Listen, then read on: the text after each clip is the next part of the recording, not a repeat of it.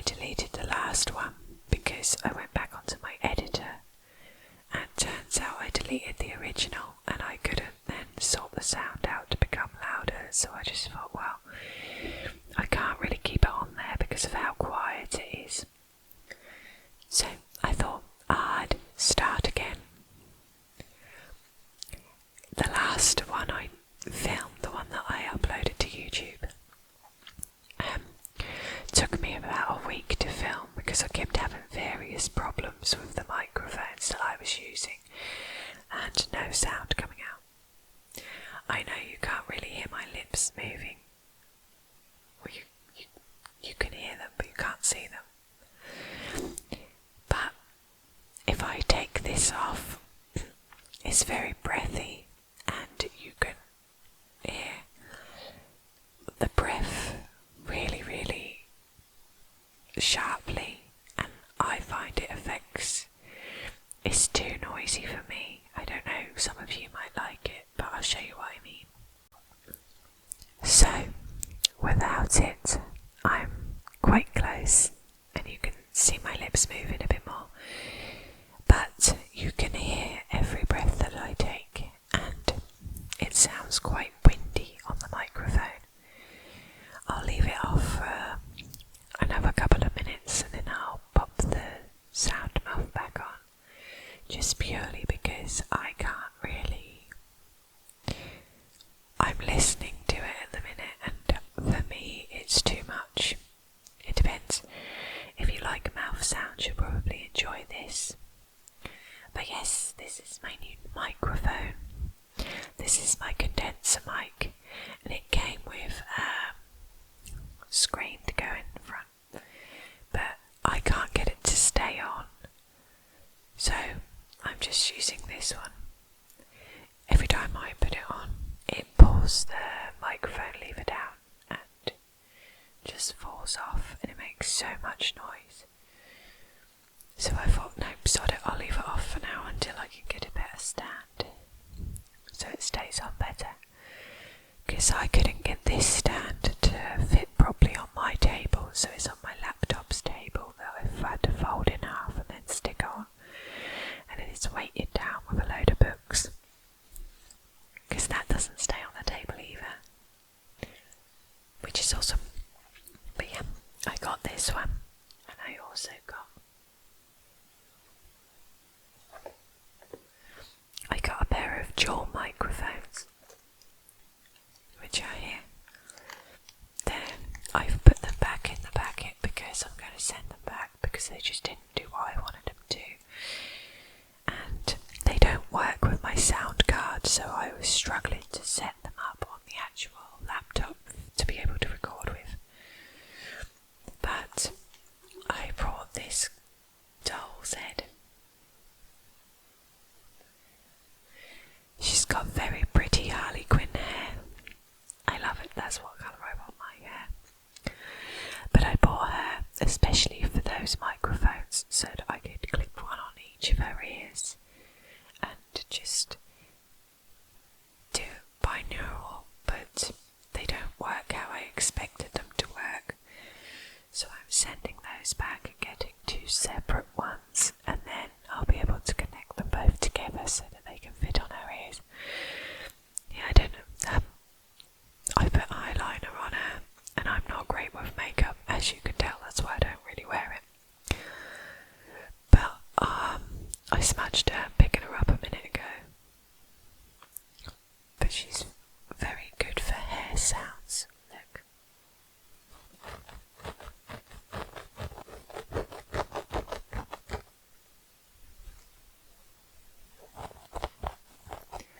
So she'll be really good to do a head massage on. And eventually I will put her the other side of the camera so it will look like I'm reaching across and scratching. That's when I can sort this microphone out and position it behind my camera. But my next thing on my list I think is going to be a better camera, because I'm using my web camera at the minute and it's very grainy. And I know that the camera is here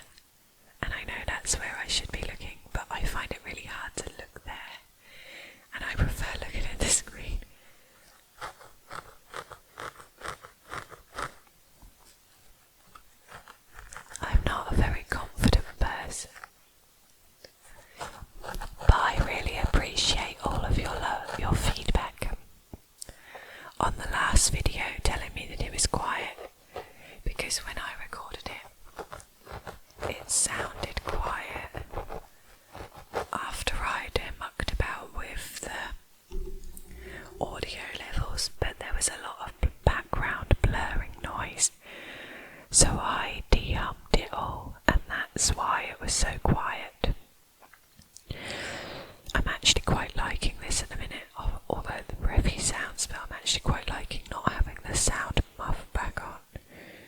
So I might just leave it a couple more minutes. But here I've got my candle. Now this one is a Yankee candle, and it's probably my favourite candle. It smells so good. It smells a bit like comfort washing powder. I sound really old when I say that, but it smells so good. It's nearly all burnt out now, hence the black burn marks around the edge. But it's, I find Yankee candles last a while, and their smells stay smelling so good.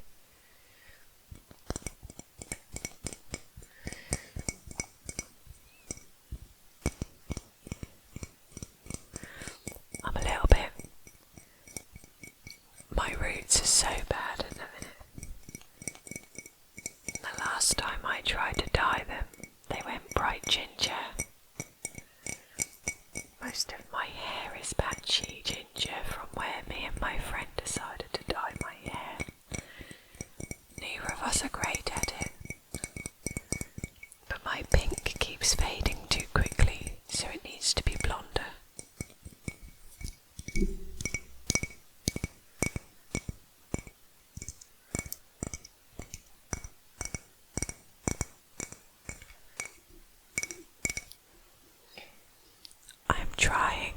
I'm going to try and do what I did on my last video, so I'll do a little bit of true crime in a minute about the Madeline Mccann case. Now most of you heard about it. It's very controversial. I am going to try this time not to voice my opinions, not until I have finished reading it. But I'm going to try not to say anything like throughout it, because sometimes I'll read it and I'll be like, nope, and then I'll have to stick my opinion in. But I welcome anybody's opinion on it, and I'm always up for a debate, so I don't mind if people want to. It's a case I've always found fascinating for a few different reasons, but the main reason is that how she's not been found yet. I think that's what really gets everybody's back up on how she didn't get found. But while I do it, I'm going to have my phone along here, so you'll probably see me staring up into the right hand side a lot. And that's just me looking through my phone, because I'll go from Wikipedia, and I think I'll probably I'll get most of my things from Wikipedia when I do other true crime stories. And obviously I'll do more research on more ones. This is just a test one to see how this one sounds when it's up and running, and if everybody's can hear me alright. But this here is Feather and Down Sweet Dreams Pillow Spray. I love the smell of this. It's an infusion of lavender and chamomile essential oils, encouraging calm, tranquility and a restful night's sleep. I put this on my pillow every night. And I also spray it all over my bed and on the curtain. And surprisingly, it's still really full, and I got it at Christmas time.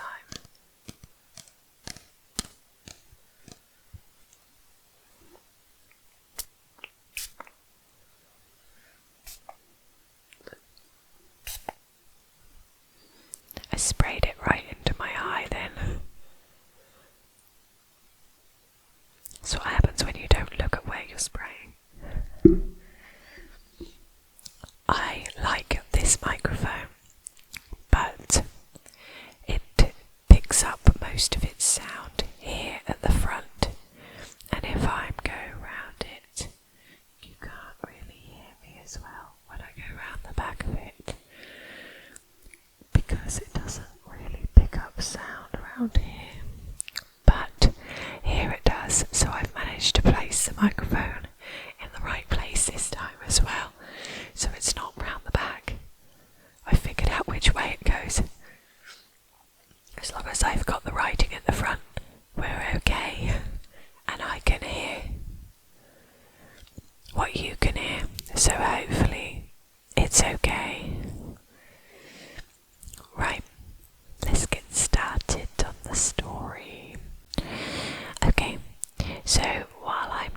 this, I will probably be just gently touching your face, and I might just poke it gently or just stroke it with my hand, and I may even brush it as well. But yeah, Madeline Mccann has been missing for 13 years and 6 days to date.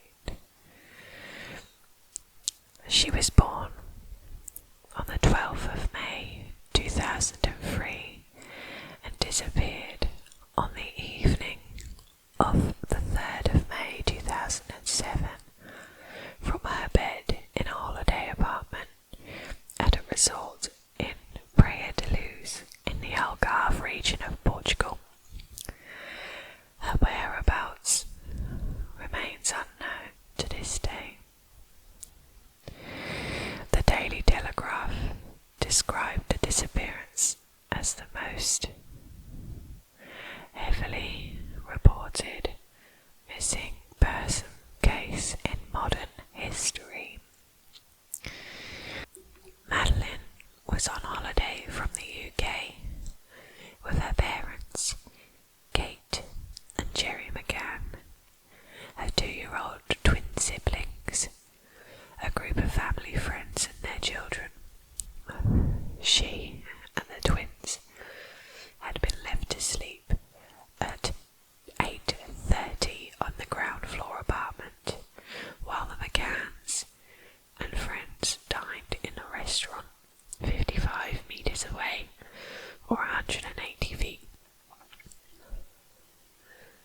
The parents checked on the children throughout the evening until Madeline's mother discovered she was missing at 10 o'clock.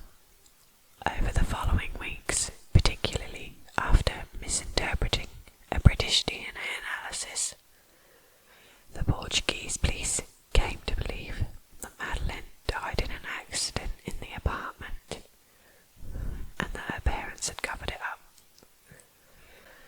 The McCanns were given arguido status, which means suspect, in September 2007, which was lifted when Portugal's Attorney General archived the case in July 2008 for lack of evidence. The parents continued the investigation using private detectives until Scotland Yard opened up its own inquiry, Operation Grange, in 2011. The senior investigating officer announced that he was treating the disappearance as a criminal act by a stranger, most likely a planned abduction or a burglary gone wrong. In 2013, Scotland Yard released e-fit images of men they wanted to trace, including one man seen carrying a child towards the beach that night. Shortly after this, the Portuguese police reopened their inquiries. Operation Grange was scaled back in 2015, but the remaining detectives continued to pursue a small number of inquiries described in April 2017 as significant. The disappearance attracted sustained international interest and saturation coverage in the UK, reminiscent of the death of Diana in 1997. That the McCanns were subjected to intense scrutiny and baseless allegations of involvement in their daughter's death, particularly in the tabloid press and on Twitter.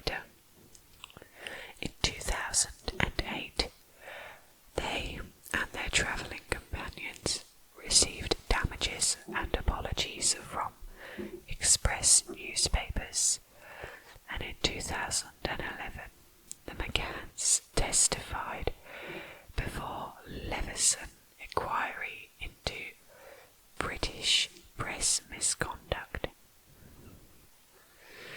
lending support to those arguing for tighter press regulation. Madeline was born in Leicester and lived with her family in Rotherley, also in Leicestershire.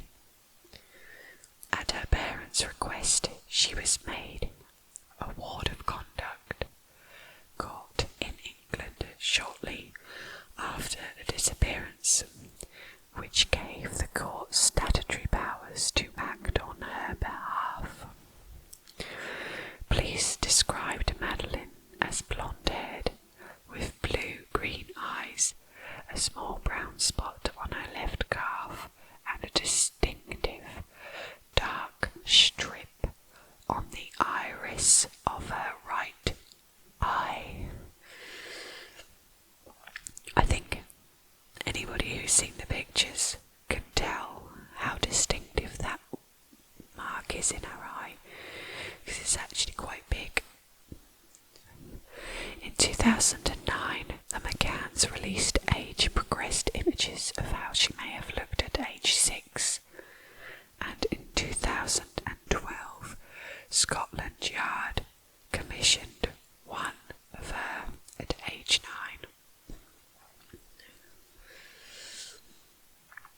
Madeline's parents, Kate and Jerry, are both physicians and practicing Roman Catholics. Physician means doctor, just in case you're not aware. Kate Marie McCann was Healy, born 1968 near Liverpool. Attended All Saints School in Anfield, then Notre Dame High School in Everton Valley, graduating in 1992 with a degree in medicine from the University of Dundee. She briefly moved into obstetrics and gynecology, then anaesthetics, and finally general practice. Gerald Patrick McCann, born 1968 in Glasgow, attended Holyrood RC Secondary School before graduating from the University of Glasgow. Since 2005, he has been a consultant cardiologist at Glenfield Hospital in Leicester. The McCanns met in 1993 in Glasgow and were married in 1998. Madeline was born in 2003 and the twins, a boy and a girl, in 2005. The McCanns were on holiday with 7 friends and 8 children in all, including the McCanns 3. The 9 adults dined together most evenings at 8:30 in the resort's tapas restaurant, as a result of which the media dubbed the friends the Tapas 7. The Tapas 7 included Fiona and David Payne, both physicians, and their 2 children, and Fiona's mother, Diane Webster. The McCanns had known the Paynes for years. Kane met Fiona in 2000 when they both worked in Leicester's General Hospital's intensive care unit. Accompanying them were 2 couples the Paynes had originally introduced to the McCanns. Jane Tanner, a marketing manager, and her partner, Russell O'Brien, a physician, who were on holiday with their 2 children, and was with his wife Rachel Oldfield, a lawyer, and their daughter. Jerry, Russell and Matthew had worked together over the years.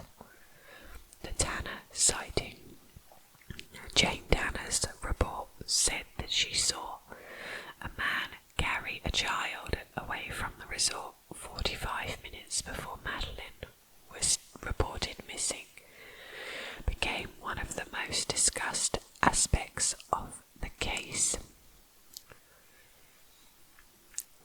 On Thursday, the 3rd of May, the penultimate day of the family's holiday, over breakfast, Madeline asked, "Why didn't you come?"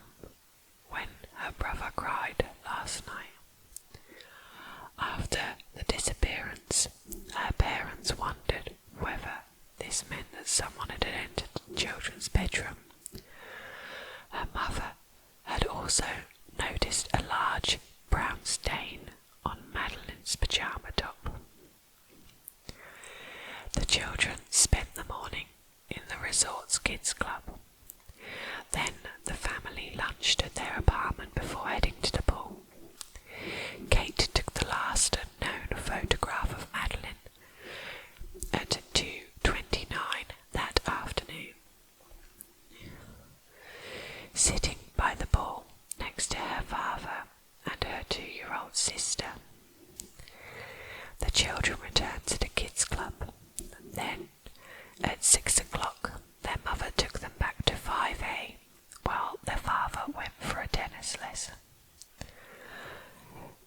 The Mccanns put the children to bed around 7 o'clock. Madeline was left asleep in short-sleeved pink and white Marks & Spencer's Eeyore pyjamas next to her comfort blanket and a soft toy cuddle cap. At 8:30, the parents left 5A to dine with their friends in the Ocean Club's open-air tapas restaurant, located on the other side of the pool. 5A lay about 55 metres or 160 feet from the restaurant. As the crow flies, but getting to the restaurant involved walking along a public street to reach the doors of the Ocean Club Resort, then walking through the resort to the other side of the pool, a distance of about 82 metres, so 295 feet.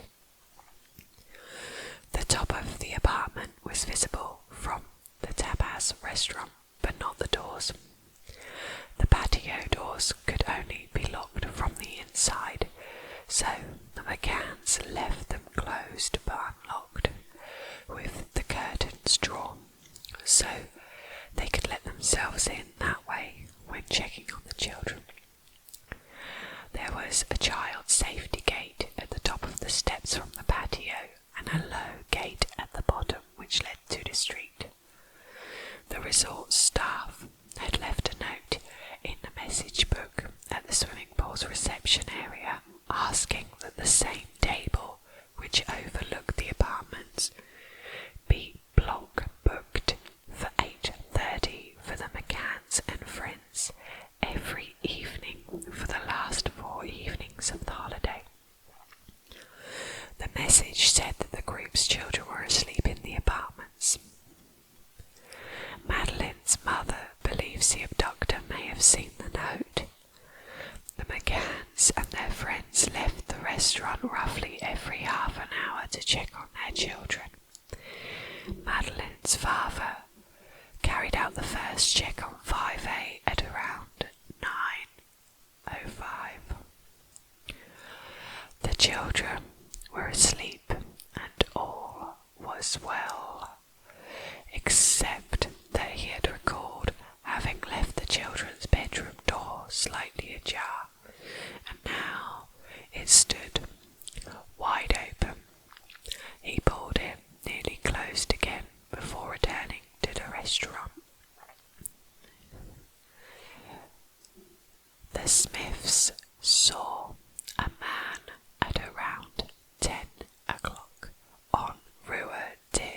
Scola Primaria, 500 yards from the McCann's apartment, walking away from the Ocean Club and towards Rua 25 de Abril and the beach. He was carrying a girl aged 3 to 4 years. She had blonde hair and pale skin, was wearing light-coloured pyjamas, and had bare feet. The man was mid-30s, 5'7" to 5'9", slim to normal build, with short brown hair, wearing cream or beige trousers. He did not look like a tourist, according to the Smiths, and it seemed uncomfortable carrying the child. E-fits based on the Smiths' testimony were first created in 2008 by Oakley International private investigators hired by the McCanns and were publicised in 2013 by Scotland Yard on Crime Watch. Now, Madeline's mother had intended to check on the children at 9:30, but Matthew Oldfield, one of the Dapper 7, offered to do it when he checked on his own children in the apartment next door to 5A. He noticed that the McCann's children's bedroom door was wide open, but after hearing no noise, he left 5A without looking far enough into the bedroom to see whether Madeline was actually there. He could not recall whether the bedroom window and its exterior shutter were open at this point. Early on in the investigation, the Portuguese police accused Oldfield of involvement because he had volunteered to do the check, suggesting to him that he had handed Madeline to someone through the bedroom window. Kate made her own check of 5A around 10 o'clock. Scotland Yard said that in 2013 Madeline was probably taken moments just before this. Kate recalled entering the apartment through the unlocked door at the back and noticing that the children's bedroom door was wide open. She had tried to close the door. It slammed shut because there was a draft, which is when she saw that the bedroom window and the shutter were open. Madeline's cuddle cat and pink blanket was still on the bed, but Madeline was gone.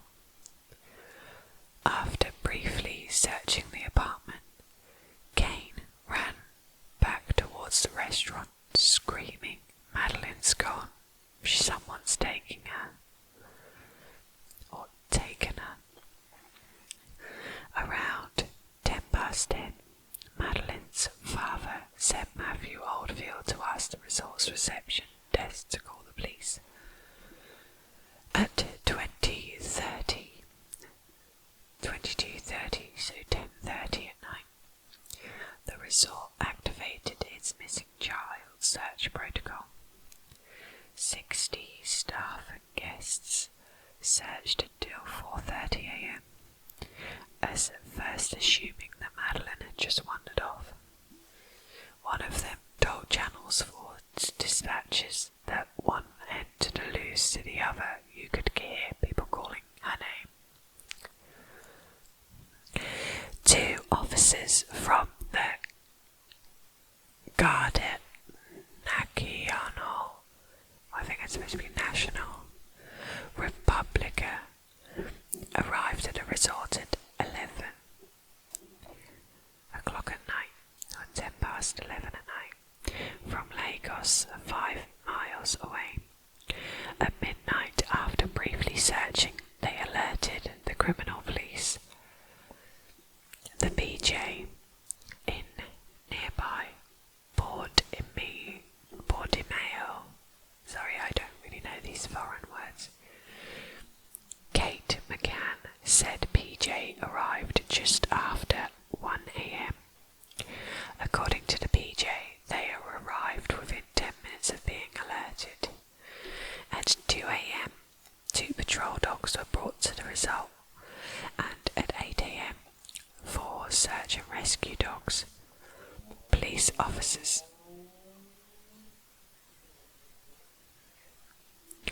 Police officers had their leave cancelled and started searching waterways, wells, caves, sewers and ruins. Inspector Amaral heard of the PJ in Portimao and became the inquiry's coordinator. Not everyone in the resort at this time was interviewed. Holidaymakers later contacted the British police to say no one had spoken to them. The crime scene was not secured. Police took samples of Madeline's bedroom, which were sent to 3 forensic labs in Portugal. It was reported on the 1st of June 2007 that DNA from a stranger had been found, but around 20 people had entered the apartment 5A before it was closed off, according to Chief Inspector Oleguero de Sousa of the PJ.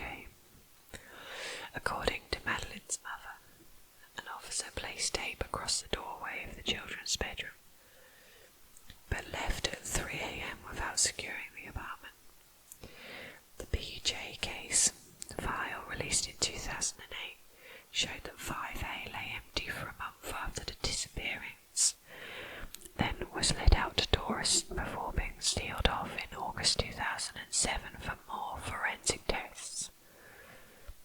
It's quite a while. A similar situation arose outside the apartment. A crowd gathered by the front door of 5A, including next to the children's bedroom window, through which the abductor may have entered or left, trampling on evidence.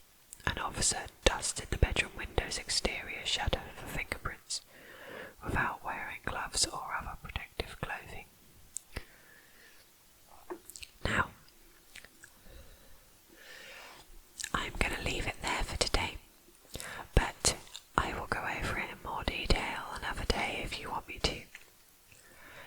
But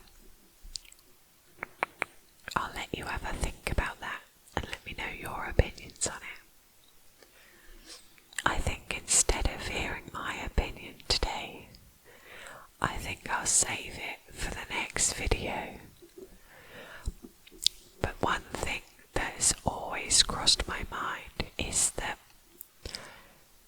if they saw someone carrying someone on a beach, a man carrying a child towards the beach, and they were going in to check on the daughter every 30 minutes, then they would have seen that that wouldn't have been Madeline. I don't think they were really going to check on him that often. And if they had a table booked for 8:30, then they didn't leave the children there at 8:30. I haven't gone into everything.